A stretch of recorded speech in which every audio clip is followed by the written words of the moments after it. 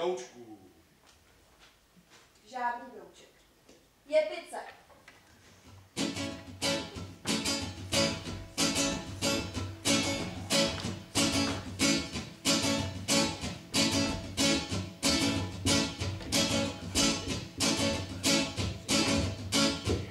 Takhle do broučku přece nesmíš brát, je to věc hodně citlivá.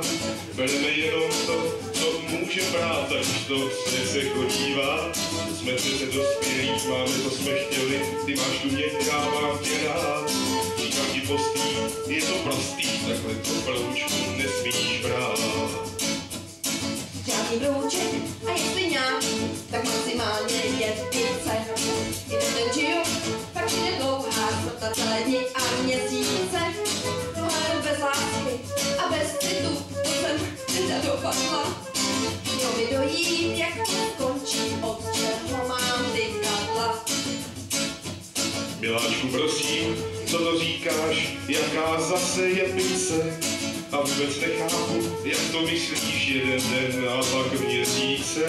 Jsme na víkend a na zkoušku víkend je na jen pici moc.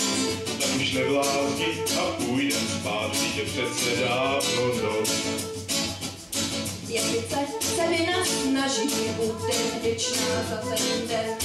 Který by získala navíc, život se protáhl na víkend.